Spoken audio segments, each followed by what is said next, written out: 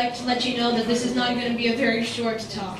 It's not going to be perfect, but I feel like this issue is very important to address. I am Dea Borici, and I am in 7th grade.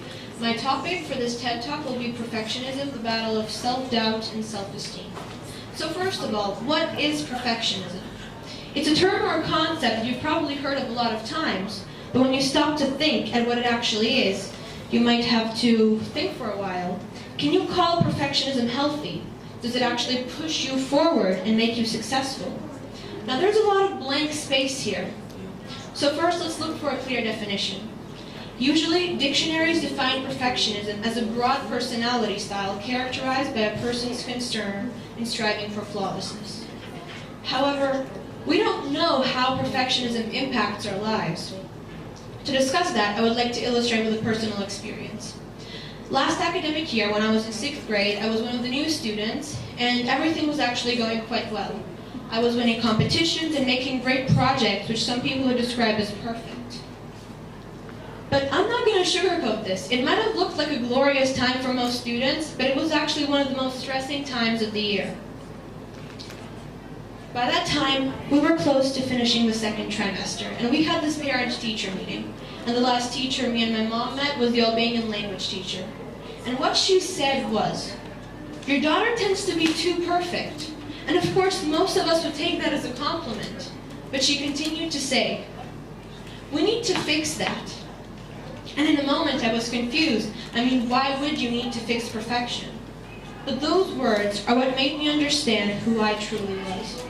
She told me that I got too caught up in trying to make the end result perfect, that I didn't enjoy the process of achieving a goal, of achieving while I'm learning. Perfectionism wouldn't push me forward or make me successful. It would make it worse. When you develop a critical and self-judgmental attitude towards yourself, you're making it harder to achieve a goal. And most importantly, you're not enjoying the process of achieving that goal. She really understood what I was going through and made me comprehend or understand in a way what this defining quality about me was: perfectionism. And this is how I helped prevent perfectionism from affecting my schoolwork and my life. So first of all, let's dig a little deeper into this topic. In the 1980s, 2 Canadian psychologists developed a self-measured form of perfectionism which captured its 3 main elements and divided it into 3 main groups: self-oriented, socially prescribed, and other-oriented perfectionism. First of all, self-oriented perfectionism is one's desire to be flawless because those are the expectations that one sets to himself. And this condition is usually identified by setting unreachable goals. And you might as well clarify by saying, "I strive to be perfect. I strive to do my best."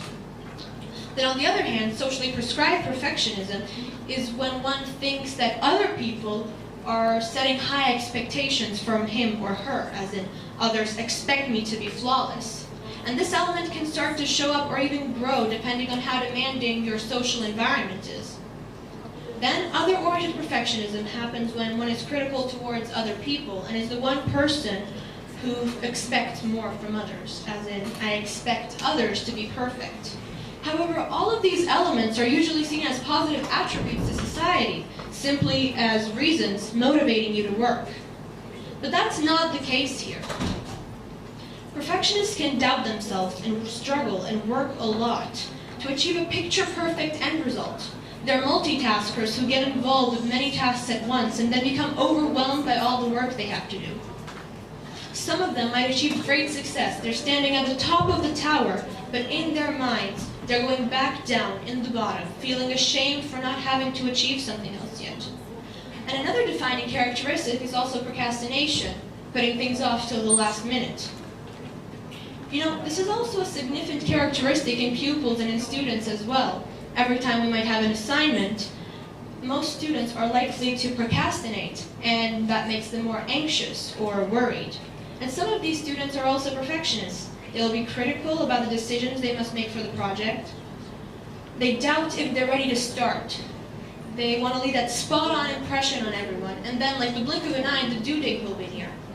Then there are those other people who choose to not participate somewhere because they may be unconsciously self-critical. that judgment will take them further away from meeting their goals. Being self-critical can contribute even more to self-isolation, less social interaction, making these people insecure in expressing their ideas tomorrow in the workspace. And that wouldn't be such a helpful tool for progress or for innovation. To recap, we have these main elements: becoming an overachiever, not enjoying the process of achieving a goal, procrastination, insecurity. But then there's a perfectionist's biggest representative, the fear of failure. That fear that holds them down and pulls them down like some type of gravity, the one that controls their lives, the one that will make all of those insecurities and all those doubts pass the boundaries. And in the end, we're left with serious diseases such as OCD, depression, anxiety. According to research by social psychologists, all three elements of perfectionism have raised dramatically in the last 30 years. Of course, socially prescribed perfectionism saw the largest increase. By 2017, it had raised by 80%. And those predictions that they made by the study indicate that by 2050, almost 1 in 3 young people will suffer due to this perfectionism.